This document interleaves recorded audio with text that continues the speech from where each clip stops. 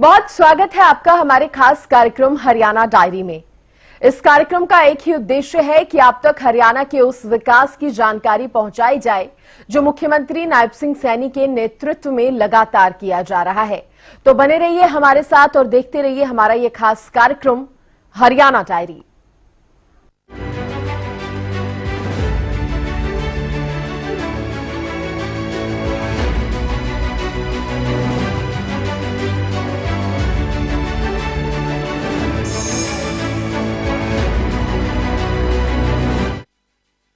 तो हरियाणा की पहचान आज हरियाणा की बेटी भी बन चुकी है। इसका एक कारण है कि आज हमारा हरियाणा लिंगानुपात के मामले में देश के अग्रणी राज्यों में से एक है और इसका श्रेय जाता है हरियाणा की नायब सरकार को। बेटी बचाओ बेटी पढ़ाओ अभियान हो या अन्य जागरूकता कार्यक्रम, इसी वजह से हरियाणा में महरी छोरियां छोरों से कम नहीं है। कन्या भ्रूण हत्याएं रोकने के लिए भी कड़ी कार्रवाई पिछले कुछ समय से की गई है।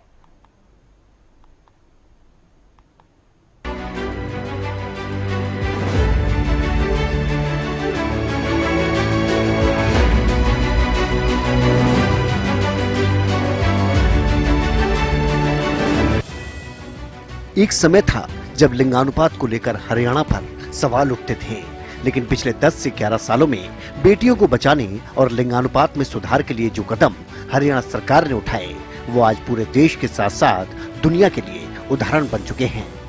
इसी कड़ी में सबसे बड़ा कदम 2015 में पानीपत की धरती से उठाया गया था, जब बेटी बचाओ बेटी पढ़ाओ अभियान की शुरुआत पीएम मोदी ने की। इस अभियान का असर कुछ ऐसा देखने को मिला कि हरियाणा की पहचान ही बेटियां बन गई। बेटियों के लिए एक और सहेली अभियान का आगाज किया गया। इसके अंतर्गत हरियाणा में जिन महिला सरपंचों की सिर्फ बेटियां हैं, उन्हें लिंगानुपात सुधारने के लिए ब्रांड एम्बेसडर बनाया गया है। पंचायती राज दिवस के अवसर पर सभी सरपंचों को बुलाया गया है और उनको टारगेट भी दिए जाएंगे।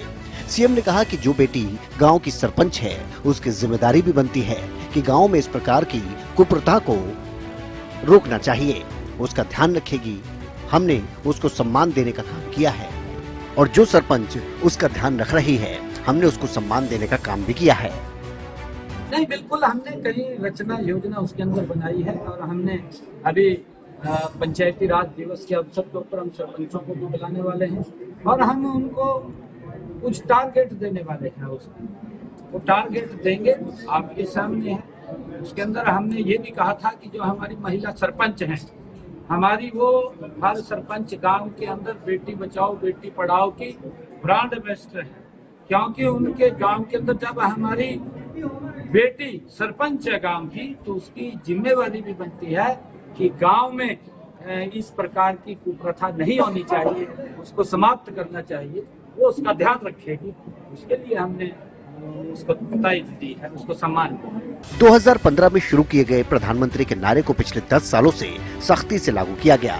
लिंग निर्धारण में शामिल लोगों को बख्शा नहीं जा रहा। सीएम ने कहा कि राज्य में लिंग परीक्षण और गर्भपात की प्रथा को रोकने के लिए एक विशेष टास्क फोर्स का भी गठन किया गया और इस टास्क फोर्स ने बड़ी कार्रवाई पिछले कुछ समय में की है। राज्य में 1500 मेडिकल टर्मिनेशन ऑफ प्रेगनेंसी यानी एमटीपी केंद्रों में से 300 के पंजीकरण या तो रद्द कर दिए गए या उन्होंने स्वेच्छा से पंजीकरण वापस ले लिया। अधिकारियों ने 23 एमटीपी केंद्रों को कारण बताओ नोटिस जारी किए, जबकि एमटीपी किट के ऑनलाइन विक्रेताओं के खिलाफ 17 एफआईआर दर्ज की गई। सीएम ने कहा कि कन्या भ्रूण हत्या के मामले में कोई भी संलिप्त पाया जाता है तो सख्ती के साथ कार्रवाई की जा रही है। देखिए, 2014 से पहले का लिंग अनुपात आप देखिए, बीच में अगर ये कोई कारण नहीं है कि इस कारण से हुआ है या वो हुआ है, परंतु अभी भी सरकार उसी मिशन मोड में काम कर रही है। अगर कोई भी व्यक्ति इस कुप्रथा के अंदर संलिप्त मिलता है, सरकार उसके खिलाफ सख्त कार्रवाई करती है और उसको गहनता से जांच करके, ऐसा नहीं है। मैं धन्यवाद करूंगा टीवी चैनल्स का, मैंने तो कहा भी अभी उनको बुला करके आप उसकी जड़ के अंदर जाइए कि अगर कोई लोग इसमें संलिप्त हैं, उनके खिलाफ हम सख्त कार्रवाई करेंगे। आज सेक्स रेशो के अंदर आदरणीय मोदी जी जो शब्द बोल करके गए थे हरियाणा के अंदर, उस सेक्स रेशो में बड़ा सुधार हमने पिछले 10 वर्षों के अंदर किया है और कर रहे हैं, क्योंकि नई नई तकनीक का लोग उपयोग करते हैं।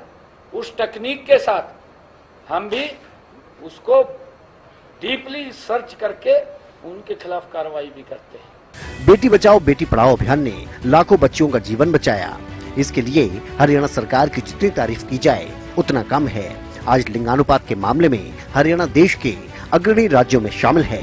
इसके अलावा इस अभियान को गति देने के लिए स्वास्थ्य सचिव ने महिला एवं बाल विकास विभाग को राज्य में लिंगानुपात को और बेहतर करने के उद्देश्य से सूचना, शिक्षा और संचार गतिविधियों को बढ़ाने का भी निर्देश दिया है।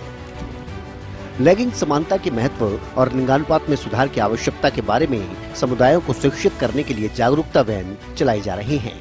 उन्होंने राज्य भर के सिनेमा घरों में बेटी बचाओ बेटी पढ़ाओ पहल के बारे में लघु फिल्में दिखाने का सुझाव दिया। बालिका के जन्म का जश्न मनाने के लिए कुआं पूजा जैसी प्रथाओं को भी बढ़ावा दिया जा रहा है।